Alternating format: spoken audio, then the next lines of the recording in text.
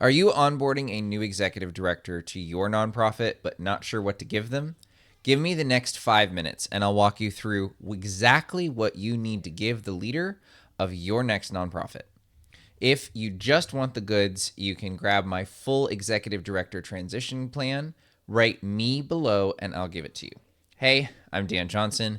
I have been the executive director of 4 nonprofits and a national programs director for another, and I've raised over $3 million for new nonprofits and helped over 30 entrepreneurs launch their dream organization. And one of the things that is perhaps the toughest in leadership, but really helps nonprofits survive the founder and really helps nonprofits survive the early stages if the founder is struggling to keep it going, is transitioning leadership.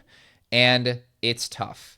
And it's really tough to do well. Over the next 5 minutes, what I want to do is walk you through the 5 things that, frankly, I wish I had at some of my positions, but the 5 things that you really need to have in place when you onboard a new executive director. The first thing is a frank conversation.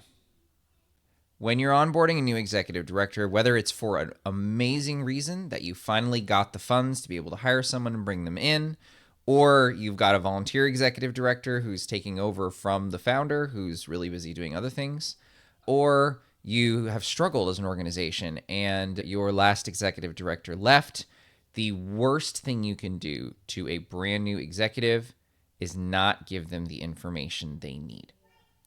And you need to have a frank conversation with them. And the more honest you are in this conversation, the better it will go.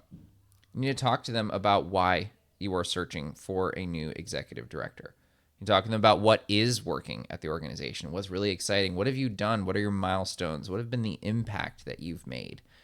You need to talk to them about what isn't working, and particularly any role that other leaders in the organization, you don't have to name them, but any role that leadership in the organization had to do with it, or any other group that might put pressure on the executive director, what they have to do with it. Talk about what isn't working if you can. Talk about why the previous executive director is no longer in that position or left that position. Even if you're concerned that this might push away the perfect candidate, having this conversation with your new executive director shows that you are willing to be transparent and open, and will actually make the best candidates even more comfortable working with your organization. Talk to them about what expectations you have of them and what KPIs or qualitative things they will be held to in the first year. If you think the executive director is going to turn around your organization in the first 6 months, then look at that. If you think the executive director is going to raise $100,000 in the next 6 months, then look at that. What are they going to be held to so they know they're doing a good job? The second thing you want to prepare them with is the organization's vision. You need to have all this together. Your founding story, the problem you solve, your vision of a better future, your mission, your values. Talk about it all, because that's the heart and soul of the organization, and they need to internalize that as the new leader of that organization. Talk about the programs you're working on right now, and how they are working. What's working, what's not, what are you trying, what's new, what's been your stalwart programs. They need to know all of it. And give them access to ideal past clients. So people who've gone through your program, had an amazing transformation in their life, and could actually face-to-face tell the new executive director about this and get them to really understand on a visceral level the impact of what you do. Number 3 is give them an overview of the organization, particularly the organization's departments. They need to know what the board is composed of, how active the board is, and what the relationship has historically been between the board and the executive director, because those can cause huge problems in an organization if they play that role wrong. They need to know who the key contacts are in each department. They need to know how each department is running. What are the KPIs that each of your departments is held to? If they're not held to KPIs, that's another problem. But what are the KPIs that each of your department is held to? And how are the departments actually reaching and meeting those KPIs? What are some of the issues with each of the departments that you know of on a department by department level under the executive director?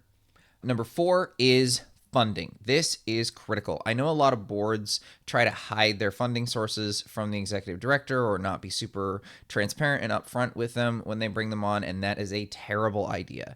The executive director, their job is not only to guide the organization strategically, but also to fundraise. They need to know exactly where the money is coming from for the organization. What percent is coming from grants, what percent is coming from individual donors, where's the money coming from? They also need to know, is this a downturn or an upturn for the organization? What is the trend that they're being asked to increase or reverse? And what is the fundraising plan for this year? How is it going to operate, and what is their role in it? Number 5 is systems. The executive director needs to know every single meeting that is going on in the organization, what it's about, and who's doing it. The executive director needs to have access to all of the systems the organization uses for its work. Think about, do they need access to our project manager, our email manager, our social media? They need to have access to every single system so they can see how the organization is operating. They need a full org chart of every single person and contact information for every person in the organization. And they need to know how the organization tracks impact and have access to those data systems as well, whether that's through testimonials or whether that's through hard data. They need access to all of those things. These are just the first 5 things that you want your executive director to have when they come into your organization.